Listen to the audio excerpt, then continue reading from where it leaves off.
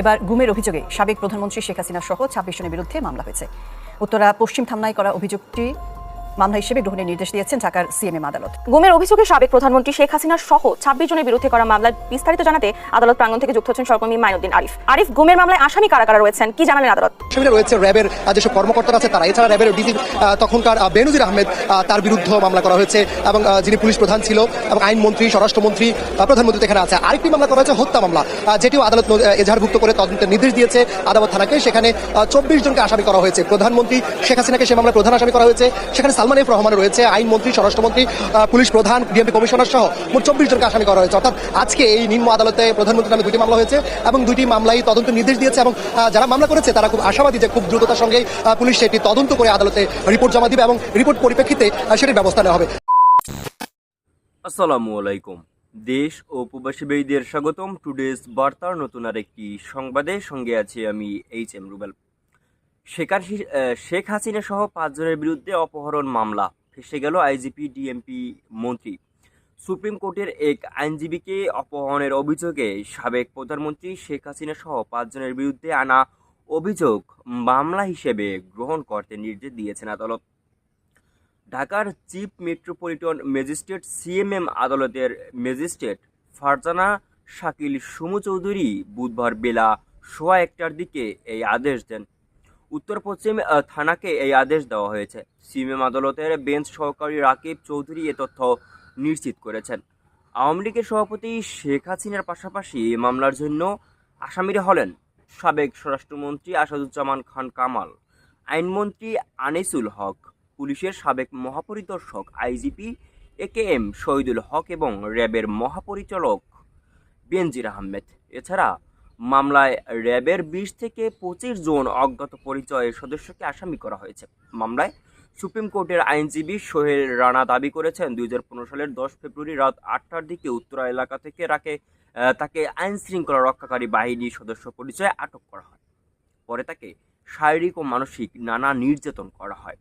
নির্যাতনে তিনি অজ্ঞান হয়ে পড়েছিলেন। এদিকে পুলিশের গুলিতে রাজধানীর মোহাম্মদপুর এলাকার মুদি দোকানি আবুল সায়েদ নিহত হওয়ার ঘটনায় গতকাল মঙ্গলবার সাবেক প্রধানমন্ত্রী শেখ হাসিনা সহ ৭ জনের বিরুদ্ধে আনা অভিযোগ মামলা হিসেবে গ্রহণ করতে নির্দেশ দেন আদালত। ঢাকার চিফ মেট্রোপলিটন ম্যাজিস্ট্রেট সিএমএম আদালতের ম্যাজিস্ট্রেট রাজেশ চৌধুরী আদেশ দেন। এ মামলার জন্য আসামিরা হলেন আওয়ামী লীগের সাধারণ সম্পাদক এবং সাবেক সড়ক পরিবহন ও সেতুমন্ত্রী ওবায়দুল কাদের, সাবেক স্বরাষ্ট্রমন্ত্রী আসাদুজ্জামান খান, পুলিশের সাবেক মহাপরিদর্শক আইজিপি চৌধুরী আবদুল্লাহ আল মামুন, ঢাকা মহানগর পুলিশের ডিএমপি সাবেক কমিশনার হাবিবুর রহমান, অতিরিক্ত কমিশনার মোহাম্মদ হারুনা রশিদ ও যোগ্য কমিশনার বিপ্লব কুমার সরকার। এছাড়া মামলার অজ্ঞাত পরিচয় আসামিদের মধ্যে রয়েছে আওয়ামী লীগ নেতৃবৃন্দ ও পুলিশের ঊর্ধ্বতন কর্মকর্তা সহ পুলিশের সদস্যবৃন্দ। এ নিয়ে সোশ্যাল মিডিয়া এবং পুরো বাংলাদেশে তোলপাড়। দর্শক, আপনারা কে কোন জায়গা থেকে ভিডিওটি দেখছেন কমেন্ট করে জানিয়ে দিবেন। আমরা বেশি কথা না বাড়িয়ে ভিডিওতে চলে যাব এবং ভিডিও দেখার আগে আপনাদের কাছে ছোট্ট একটা রিকোয়েস্ট, চ্যানেলে নতুন হলে সাবস্ক্রাইব করে ৫ টাকা বেল আইকন অন করে দিবেন পরবর্তী ভিডিওর আপডেট সবার আগে দেখার জন্য। দর্শক, বিস্তারিত দেখুন ডেস্ক রিপোর্টে। এবার গুমের অভিযোগে সাবেক প্রধানমন্ত্রী শেখ হাসিনা সহ ২৬ জনের বিরুদ্ধে মামলা হয়েছে।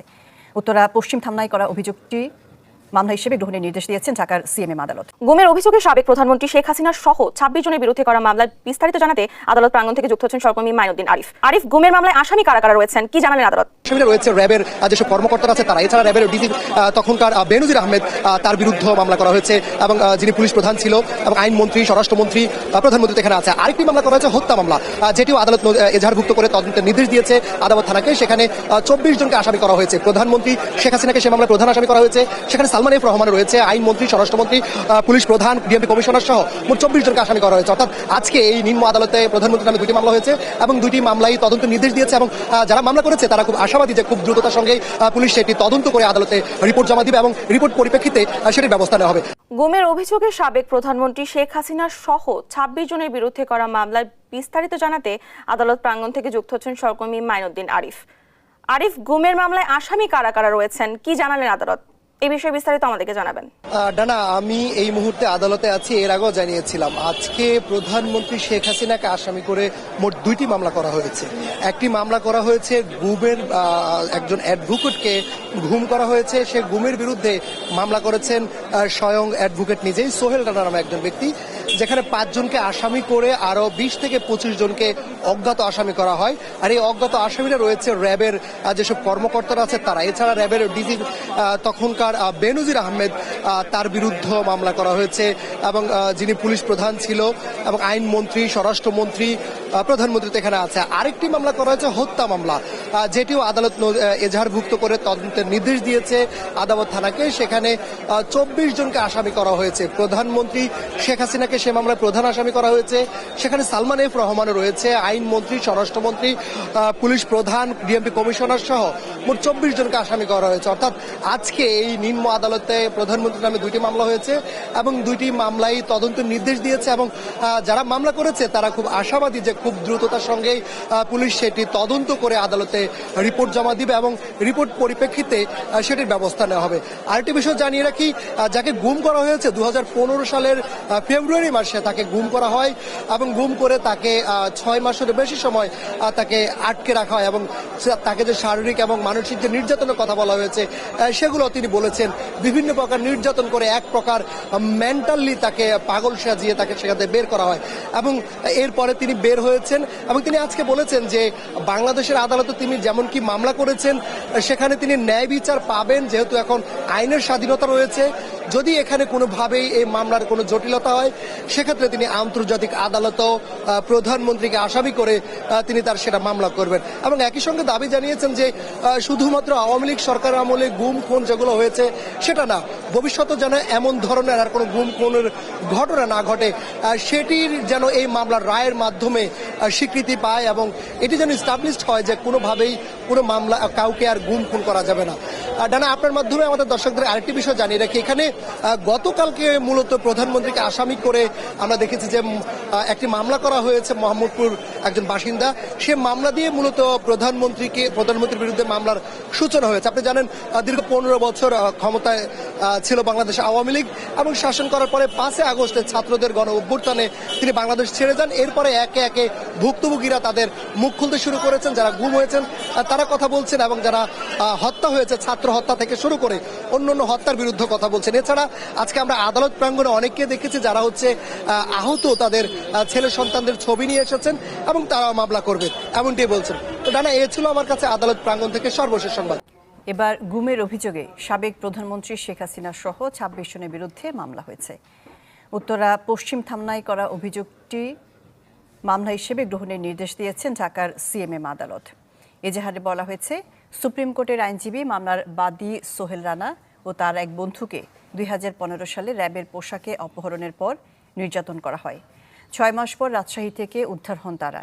এই অপহরণ, গুম এবং হত্যা চেষ্টার হুকুমদাতা হিসেবে শেখ হাসিনা সহ অন্যদের বিরুদ্ধে অভিযোগ আনা হয়।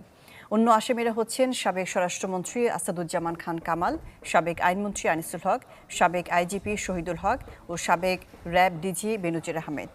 এদিকে শেখ হাসিনা সহ 24 জনের বিরুদ্ধে আলাদা একটি মামলা কাফরুল থানাকে এজাহার হিসেবে নেয়ার নির্দেশ দেওয়া হয়েছে। মোহাম্মদপুরে মুদি দোকানি হত্যায় গতকাল শেখ হাসিনা সহ 7 জনের বিরুদ্ধে মামলা হয়।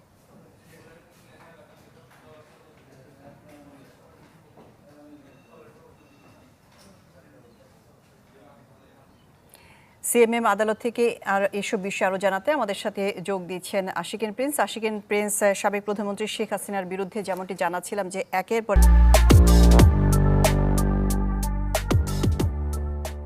এক মামলা হচ্ছে, তো এই মামলা নিয়ে কি ধরনের সিদ্ধান্ত আসতে পারে আদালত আপনাদের সাথে কথা বলেছেন কিনা?